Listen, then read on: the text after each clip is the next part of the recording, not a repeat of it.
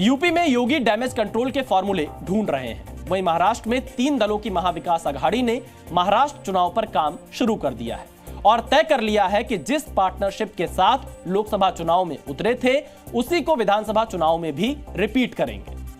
मुंबई में महाविकास अघाड़ी की तीनों पार्टियों शिवसेना उद्धव गुट, एनसीपी शरद पवार गुट और कांग्रेस ने आज ऐलान कर दिया कि महाराष्ट्र विधानसभा चुनाव एक साथ लड़ेंगे।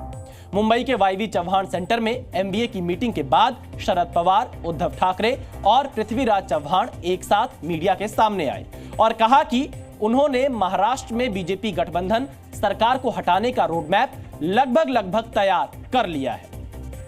आपल्या समोर येण्याआधी झालेली आहे आणि येणारी विधानसभा सुद्धा जे लोक आमच्या सोबत आहेत, महाविकास आघाडी म्हणून आम्ही 3 पक्ष तर आहोतच, पण इतर घटक पक्ष सुद्धा आणि सामाजिक संघटना सुद्धा यांच्या त्यांना सोबत घेऊनच आम्ही लढणार आहोत।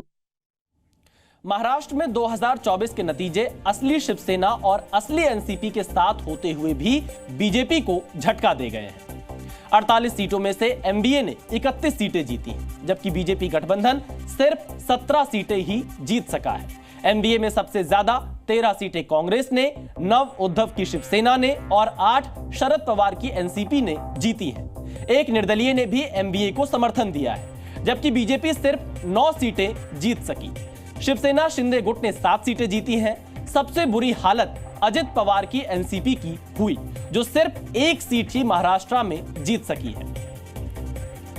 नतीजों के बाद से दोनों खेमों से एक दूसरे को तोड़ने की अंदरूनी खबरें आ रही थी। इंडिया अलायंस की बैठक में दिल्ली ना आने से अटकलें बढ़ी थी कि उद्धव गुट बीजेपी के संपर्क में है और दोनों शिवसेना जुड़ भी सकती है। आज उद्धव ने इस पर फुल स्टॉप लगा दिया, कहा कि ना तो वो बीजेपी के साथ जाएंगे और ना ही शिवसेना को तोड़कर जाने वालों के लिए उनके दरवाजे खुले हैं। ऐसा ही अटकलों पर ब्रेक शरद पवार ने भी लगाया। एनसीपी के घड़ी के बावजूद अजित पवार को सिर्फ 1 सीट मिली है। आरएसएस का एनालिसिस आने के बाद से अटकलें हैं कि बीजेपी और अजित पवार से कोई भी किसी भी वक्त रिश्ते तोड़ने का ऐलान कर सकता है। शरद पवार ने साफ किया कि अजित पवार की घर वापसी के लिए उनके पास अब कोई स्कोप नहीं है।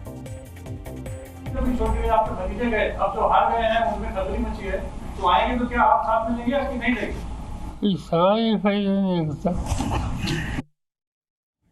एमबीए ने आज की प्रेस कॉन्फ्रेंस में प्रधानमंत्री मोदी को एक तंज के साथ शुक्रिया भी कहा कि उन्होंने जहां जहां रैलियां की वहां पर एमबीए को ही जीत मिली। महाविकास आघाड़ी के नेता मुख्यमंत्री के 5 दावेदार बन चुके हैं। 0.3% वोट ज्यादा मिले हैं।